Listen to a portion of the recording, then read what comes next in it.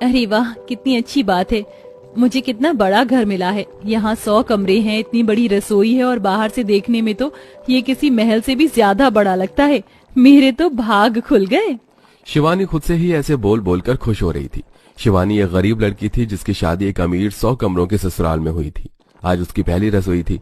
शिवानी ने ऐसे ही फूले न समाते हुए खाना बनाया और कुछ देर बाद वाह, मेरी गर्मा गर्म गोभी मटर आलू के पराठे और मेथी मटर मलाई तो बन गए। अब जल्दी से इस खाने को टेबल पर लगाकर सभी को बुला लेती हूँ। शिवानी ने एक एक करके रसोई से डाइनिंग टेबल पर खाना लगा दिया और फिर उसने सभी को आवाज लगाना शुरू किया। माँ जी, भूमि, केशव जी आ जाइए, खाना तैयार है। माँ जी, केशव जी। हे भगवान, मेरा तो गला ही सूख गया। किसी को मेरी आवाज गई भी होगी? मुझे नहीं लगता। एक काम करती हूँ, जल्दी से जाकर सभी को उनके कमरे से ही बुला लाती हूँ, नहीं तो सारा खाना ठंडा होकर बेकार हो जाएगा। शिवानी खाना बनाकर सभी को उनके कमरों से लेने चली गई, लेकिन थक गई। मुझे तो याद भी नहीं है कि सभी कौन से कमरे में हैं। ये भगवान, मैं अब उन्हें कहाँ ढूंढूं? शिवानी एक के बाद दूसरे कमरे में जाती, दूसरे के बाद वो फिर से पहले में ही कंफ्यूज होकर आ जाती और ऐसे ही वो 100 कमरों में बुरी तरह भटक चुकी थी। अरे नहीं, मैं तो फिर से इसी गुलाबी कमरे के अंदर आ गई।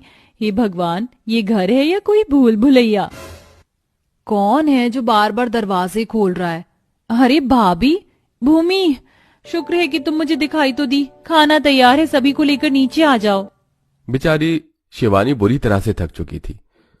भूमि तो उसी घर में पली बड़ी थी, इसलिए उसने आसानी से सभी को ढूंढ लिया और लगभग 1 घंटे बाद सभी टेबल पर आए। हे भगवान, ये कैसा खाना है? बहू, पहली रसोई में ही हमें बिल्कुल ठंडा खाना खाना पड़ रहा है। किसी ने भी शिवानी के खाने की तारीफ नहीं की, बल्कि उसे खाना ठंडा होने के ऊपर बातें सुना दी, जिससे शिवानी को काफी बुरा लगा। ऐसे ही कुछ दिनों बाद, भाभी देखिए, ये दोनों मेरी सहेलियां हैं। मैं इन्हें कमरों में पहुंचा रही हूँ, तब तक आप इनके लिए अच्छे से स्नैक्स बना दो, ठीक है? शिवानी भूमि के दोनों सहेलियों के लिए स्नैक्स बनाने को रसोई में आई और उसने आलू वगैरह से बहुत ही स्वादिष्ट स्नैक्स बना दिए। मैंने स्नैक्स तो बना दिए, लेकिन भूमि ने अपनी सहेलियों को कौन से कमरे में बिठाया होगा? अब तो मुझे ही ढूंढना पड़ेगा। शिवानी ऐसे बोलकर अपने हिसाब से एक बड़ा काम करने को निकल गई। उसने एक के बाद एक कमरा देखना शुरू किया, लेकिन उसे किसी भी कमरे में भूमि या उसकी सहेली नहीं मिली। हे भगवान, आखिर भूमि ने कहाँ पर रुकाया अपनी सहेलियों को? मैं लगभग 50 कमरे छान चुकी हूँ, अब तक तो मुझे कोई भी नहीं मिली। बेचारी शिवानी एक के बाद एक कमरे को छानती, लेकिन उसे कोई भी नहीं मिल पा रहा था। इस बीच वो बहुत ज्यादा थक गई और उसे भूख भी लगने लगी थी। बस अब बहुत हुआ, अब मैं नहीं ढूंढूंगी। कितनी देर हो गई है, पता नहीं कौन से कमरे में घुसकर बैठ गई हैं ये तीनों। मुझे तो भूख भी लग रही है, अब इन स्नैक्स को मैं खुद ही खाऊंगी। शिवानी ऐसे बोलकर एक कमरे में ठहर गई और उसने खुद ही वो आलू के स्नैक्स खाना शुरू कर दिए, लेकिन बदकिस्मती से उसी वक्त वहां पर भूमि आ गई। ओह गॉश भाभी, मैंने आपसे खाने के लिए स्नैक्स बनवाए थे वहाँ कमरे में। मैं इतनी देर से स्नैक्स का वेट कर रही हूँ और आप यहाँ आराम से खुद बैठकर खा रही हो। नहीं भूमि, मेरी बात सुनो। वो मैं बस कुछ नहीं सुनना मुझे। अरे भाभी, थोड़ी तो शर्म कर लो। मैंने बस सुना ही था कि गरीब लोग बस अपना उल्लू सीधा करने जानते हैं, लेकिन आज देख भी लिया। भूमि ऐसे बोलकर गुस्से में दरवाजा पटकती हुई वहां से चली गई। उसके ऐसे बर्ताव से शिवानी को दुख भी हुआ और गुस्सा भी आया। जब रात को सभी खाने के लिए बैठे तब शिवानी अपनी सास और पति से बोली, माँ जी, केशव जी, मुझे आपसे कुछ बात करनी थी। वो मैं कहना चाहती थी कि 100 कमरे घर में होना बुरा नहीं है, लेकिन इससे मुझे बहुत दिक्कतें होती हैं। कभी कभी डर भी लगता है। तो बस जितने कमरों में रिहाइश है आप उन्हें खुला रहने दीजिए और जो ऐसे ही पड़े रहते हैं उन्हें बंद ही रहने दो। नहीं, बिल्कुल भी नहीं बहू, हमें तो कोई दिक्कत नहीं होती। और बात रही डर की, तो कौन सा ये भूत बंगला है, हमारा ही घर है। हाँ माँ, आपने सही कहा, लेकिन ये बेचारी कहाँ से समझेंगी? ये ठहरी गरीब घर की लड़की। तू चुप कर भूमि, देखो शिवानी घर है तो खुला रहेगा, ताले वगैरह लगाने का क्या मतलब है? सभी ने शिवानी की बात को समझने की बजाय उसे ही समझाना शुरू कर दिया, जिस पर शिवानी कुछ नहीं बोल पाई। ऐसे ही फिर एक रात भूमि अपनी फ्रेंड्स के घर थी और केशव काम पर। ऐसे में बस जया और शिवानी ही घर में थी। हे भगवान, कितनी तेज तेज हवाएं चल रही हैं, शायद तूफान आएगा। घर में आज केशव जी भी नहीं है। काम करती हूँ, माँ के पास चली जाती हूँ। शिवानी घबराकर बस जया के पास को जा ही रही थी कि तभी घर की लाइट चली गई और पूरे 100 कमरों के घर में अंधेरा हो गया। शिवानी और जया भी पास पास नहीं थे। हे भगवान, मौसम खराब होने की वजह से बिजली चली गई, अब क्या करूं? माँ जी, माँ जी, क्या आप आसपास हैं? लगता है कि माँ जी भी मेरी आवाज को नहीं सुन पा रही हैं। अब क्या करूं? शिवानी ने अपनी जगह पर से निकलना बेहतर नहीं समझा और वो वहीं अपने बेड पर चादर तान कर बैठ गई। हे भगवान, कितनी तेज तेज बादल गरज रहा है। न जाने बहू 100 कमरों में से कौन से कमरे में होगी। मुझे तो बहुत डर लग रहा है। क्या मेरे कान बजे या ये सच में किसी की पायल की आवाज थी? माँ जी तो घुंघरू वाली पायल पहनती नहीं है। जरूर ये मेरा वहम है या कहीं। भगवान बचा लो। दोनों सास बहू को ऐसे ही गलतफहमी हो रही थी और वो दोनों बुरी तरह डरी हुई थी। पूरे घर में अंधेरा था और ऐसे में सुबह तक बिजली नहीं आई। सुबह को ही मौसम साफ हुआ और दोनों सास बहू अपने कमरों से निकली। माँ जी, कल की रात ऐसा लग रहा था कि मेरी जिंदगी की आखिरी रात है। आप कहाँ थी? इतना बड़ा 100 कमरों का घर खाने को आ रहा था। कैसे कैसे सुबह तक मैंने खुद को संभाला। तू इतना क्यों डर रही थी? अरे हैं हम अपने ही घर में। अच्छा चल, अब ये सब छोड़ और नाश्ता ला। शिवानी जानती थी कि उसकी सास नहीं समझेगी, इसलिए वो कुछ नहीं बोली और बस शांति से उसका नाश्ता बनाने को आ गई। ऐसे ही सिलसिला जारी था। शिवानी हर रोज 100 कमरों के ससुराल में किसी न किसी चुनौती का सामना करती थी, लेकिन कोई उसकी इस परेशानी को समझता नहीं था। लेकिन आज के दिन, आज कौन से कपड़े पहनूं? सांप, सांप, मेरी अलमारी में सांप, बचाओ, बचाओ, माँ, भैया। भूमि के अलमारी में एक मोटा और बड़ा सांप घुसा बैठा था, जिसको देखकर भूमि बुरी तरह से डर गई और सभी को आवाजें लगाने लगी। लेकिन किसी को भी उसकी आवाज सुनाई नहीं दी, क्योंकि घर बहुत बड़ा था।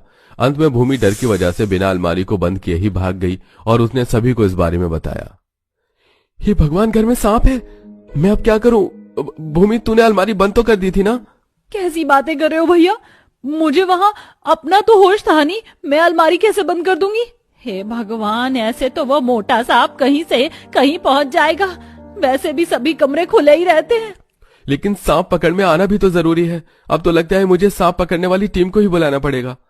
केशव ने फोन मिलाकर सांप और जहरीले कीड़े मकोड़े पकड़ने वाली टीम को बुला लिया।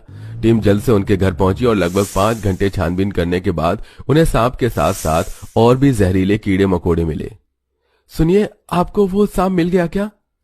हाँ केशव जी, बड़ी कसरत के बाद आखिर हमने उसे पकड़ ही लिया। अच्छा है, वो मिल गया। आपको क्या देना है? हमें 15,000 रुपए दे दीजिए। 15,000? लेकिन आप तो 5,000 में काम करते हो ना? हाँ करते हैं केशव जी, लेकिन आपके घर के 100 कमरों से सांप निकालना आसान नहीं था। यहाँ हमें 5 घंटे लग गई और हर एक कमरे में कहीं बिच्छू तो कहीं गिरगिट, ऐसे जहरीले कीड़े मकोड़े घर बनाए हुए थे। हमने उन्हें भी तो पकड़ा है, इसीलिए इतना चार्ज बैठा। एकदम से 15,000 देने होंगे। अगर इतने पैसे नहीं आपके पास हैं तो 100 के 100 कमरों को खुला क्यों रखते हो? वैसे मैं आपकी प्राइवेट लाइफ में इंटरफियर नहीं कर रहा हूं, लेकिन आप बस 4-5 लोग 100 कमरों में करते क्या है जो ये सब के सब खुले पड़े हैं? मेरा मतलब, कमरे घर में ज्यादा होना अच्छा है, लेकिन ऐसे कौन सब कमरों को खुला रखता है? अब देखिए, अगर यही कमरे बंद होते तो सांप उनके अंदर नहीं जा पाते, और जब सांप जा ही नहीं पाता तो आपके इतने पैसे भी नहीं उठते। टीम वाले की बात सुनकर सभी को एहसास हुआ कि 100 के 100 कमरे खुले रखना जरूरी नहीं है। जितने लोग घर में हो बस उतने ही कमरों को खोलना चाहिए। जिसके बाद जया ने ही सभी कमरों पर ताला लगवा दिया। अब अगर कोई घर में मेहमान आता था तो कमरे खोले जाते, नहीं तो बस रिहाइश लायक कमरों में सभी अब रहना सहना करते थे। तुम लोग हमारे साथ ऐसा भी कर सकते हो, अपने कभी नहीं सोचा था। अरे तुम बच्चे हमें ये दिन भी दिखाओगे, इसकी हमने कल्पना भी नहीं की थी। देख रही हो ना करुणा, हमारे बच्चों ने हमारे साथ क्या किया। हाँ जी, आखिर अरुणा और महेश अपने किन बच्चों को किस बात के लिए इतना कुछ कह रहे थे, लेकिन इन बच्चों ने अपने माँ बाप के साथ ऐसा भी क्या किया था? आइए जानने के लिए कहानी में कुछ समय पीछे चलते हैं, जहां मध्यम वर्गीय घर में 2 देवरानी जेठानी एक साथ मिलकर खाना पका रही थी। चलो आज शाम को मैं चिकन बनाऊंगी, बस जल्दी से ये गोभी आलू की सब्जी खत्म हो जाए। दीदी, आप ये क्या बोल रही हो? आज सोमवार है, आज शाम को आप चिकन नहीं बनाएंगी, समझिए आप? क्यों नहीं बना सकती? सोमवार ही तो है, कौन से शनिवार है? मेरा चिकन खाने का बहुत मन है और मैं चिकन बनाऊंगी। वैसे भी पापा जी को भी चिकन बहुत पसंद है। अरे मैं आपको मना कर रही हूँ, आपको समझ नहीं आ रहा है क्या? रहने दीजिए ना, वैसे भी शाम के लिए मैंने सब्जी काट ली है। हद है अनीता, अगली बार तुम कोई सब्जी मत काटना, मुझसे भी पूछ लिया करो ताकि मैं भी अपने मन का बना लूं। ठीक है दीदी, कल बना लेना। अगले दिन करिश्मा चिकन लेकर आ जाती और सुबह चिकन बनाने जाती, तभी अनीता कहती है, ओहो दीदी आपने क्या कर दिया? दैया रे दैया, अरे आज मंगलवार है, मंगलवार, शनिवार को तो बिल्कुल भी घर में नॉनवेज नहीं आना चाहिए। आप एक दिन और रख लेते, कल बनाकर खा लेती। हद कर दी दीदी आपने। मैंने हद कर दी? अरे तुमने ही तो कल कहा था कि कल बना लेना, फिर तुमने मुझे कल ही क्यों नहीं बनाने दिया जब मंगलवार शनिवार होता है? क्यों ड्रामा कर रही थी? यही चीज मुझे तुम्हारी पसंद नहीं आती है। अरे दीदी अब जो भी हो छोड़ो ना, क्यों कलेश कर रही हो? मैं नहीं, तुम कलेश कर रही हो। छोड़ो, आज मैं खाना ही नहीं बना रही हूँ। तभी सास अरुणा आकर कहती है, अरे क्या हो गया बहुओं, तुम दोनों क्यों लड़ रही हो सुबह सुबह? चुपचाप से शांति से खाना बना लिया करो। माँ जी, देवरानी जी के रहते शांति से खाना कैसे बनेगा? वैसे मैं जेठानी नहीं हूँ, जेठानी तो वो है जो सारा मेन्यू डिसाइड करती है। ओहो, तुम लोगों की भी ना चिक चिक रोज की है, कुछ नहीं हो सकता तुम्हारा। मैं तो जा रही हूँ, तुम्हारे पापा जी चाय नाश्ता का इंतजार कर रहे हैं, उनके लिए लाओ तो मेरे लिए भी ले आना। ऐसा कहकर सास और करिश्मा अपने अपने कमरे में चले जाते हैं और अनीता अकेले खाने की तैयारी करती है। फिर चाय नाश्ता सबको परोसती है। नाश्ते के बाद महेश कहता है, क्या बात है, आज बड़ी बहू का मुंह गोलगप्पे की तरह फूला क्यों है, हाँ? अरे छोटी बहू, अब क्या कर दिया तुमने? अरे पापा जी, मैंने तो बस सोमवार मंगलवार की वजह से दीदी को नॉनवेज बनाने से मना किया था, इसी बात पर दीदी गप। देख रही हो ना माँ जी, कैसे मेरी एक्टिंग कर रही है। बस कर बहू। चलो भाई हम चलते हैं, काम के लिए लेट हो रहा है। आप सब लोग कैरी ऑन। हाँ, दोनों के पति काम पर चले जाते हैं। अगले दिन करिश्मा अपनी सहेली तनु से कॉल पर बात कर रही थी। हाँ और बता, कितने दिन से तुझे मैं फोन कर रही हूँ पर तू तो मुझसे बात ही नहीं करती, कहाँ बिजी थी? अरे यार, मैं मेरे सास ससुर की 50वीं सालगिरह थी ना, तो उसी की तैयारी में लगी थी। बहुत सारी चीज अरेंज करनी थी मुझे, और तुझे पता है उनके लिए हमने वरमाला सेरेमनी करवाई, रिंग सेरेमनी करवाई, दोबारा से शादी करवाई, सारी रस्म के साथ, और केटरिंग को लगवाया। बहुत अच्छा अच्छा खाना बनवाया। पता है मेरे सास ससुर इस सरप्राइज से बहुत ज्यादा खुश हो गए थे। तो बस उन सब चीजों से अब फ्री हुई हूँ तो मैंने तुझे कॉल किया। सच में तेरे सास ससुर तो बहुत खुश हुए होंगे ना 50वीं सालगिरह मनाकर? अरे बहुत, इस बात की खुशी ही अलग होती है। मैं तो कहती हूँ तुझे भी अपने सास ससुर के साथ सेलिब्रेट कर लेना चाहिए, ये दिन बार बार नहीं आते।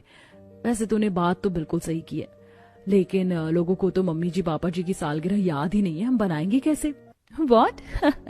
अरे यार तुम लोग कैसे लोग हो, फिर तो तुम लोग अपने सास ससुर को कभी खुश नहीं रख पाओगे। बताओ, बच्चे होकर तुम्हें याद नहीं है, अब वो थोड़ी ना याद रखेंगे इस बुढ़ापे की उम्र में। चल ठीक है, मैं रख रही हूँ, बाय। कॉल कट हो जाता है और अपनी सहेली की बात सुन करिश्मा परेशान हो जाती है। उसे परेशान देख देवरानी पूछती है, क्या बात है दीदी, आप परेशान हो? मुझे बताओ ना, इतना क्यों सोच में डूबी हो सुबह से? अरे हमें माँ जी पापा जी की शादी की सालगिरह नहीं पता, कब आती है? मेरी सहेली ने उन्हें 50वीं सालगिरह की पार्टी दी थी, तभी उसने मुझसे पूछा। मैं भी पार्टी देना चाहती हूँ, पर सच में हमें तो पता ही नहीं है। लेकिन अगर हम उनके लिए 50वीं सालगिरह को मनाते हैं तो वो बहुत ज्यादा खुश होते हैं। दीदी, माँ जी पापा जी की 50वीं सालगिरह मनाने का आइडिया अच्छा है, और हम किसी तरीके से या उनके बड़े बूढ़े या दोस्त वगैरह से पूछ सकते हैं, फिर हम भी उनकी सालगिरह को मनाएंगे। बड़ी बुआ जी है ना, शीला बुआ, उनकी याददाश्त बहुत तेज है, भले ही बुढ़िया हो गई हूँ, उनके पास चलते हैं, हम बातों ही बातों में वो पता लगा लेंगे। हाँ चल चल। दोनों देवरानी जेठानी शीला बुआ के पास जाने को तैयार होती है कि सास टोक देती है, अरे किधर चली देवरानी जेठानी, ऐसे तो तुम दोनों की इतनी भिड़ती रहती है। अब वो माँ जी कुछ सामान लेना था ना, तो इसलिए साथ जाना पड़ रहा है, वरना आपको तो पता है हम दोनों की पट्टी कहाँ है। इतना कहते ही करिश्मा अनीता निकल जाती है और वो शीला बुआ के पास पहुंचकर बातों ही बातों में सालगिरह की डेट निकलवा लेती हैं। क्या हुआ जी, 25 जनवरी आने में तो सिर्फ एक ही हफ्ता बाकी, एक हफ्ते में हम उनकी तैयारी कैसे कर पाएंगे? क्या, कौन सी बीमारी तैयारी करनी है? ओहो, बुआ जी की याददाश्त तो तेज है लेकिन कान खराब है। चल अनीता, हम यहाँ से निकलते हैं। पपीता कहाँ है? पपीता मुझे तो दे दो पपीता। देवरानी जेठानी हाथ पकड़कर वहाँ से निकल लेती हैं और अपने पति को घर आने पर 50वीं सालगिरह के बारे में बताती हैं। मतलब हमारे पास एक हफ्ता है 50वीं सालगिरह मनाने के लिए, हमें बहुत तैयारी करनी होगी, केक और पकवान वगैरह भी बने। पकवान में तो बहुत ज्यादा पैसे लगते हैं। अजी पकवान की टेंशन आप मत लीजिए, मुझे सब कुछ बनाने आता है, मैं पार्टी में सारी तैयारी कर दूंगी। तुम क्यों करोगी? मैं करूंगी, मुझे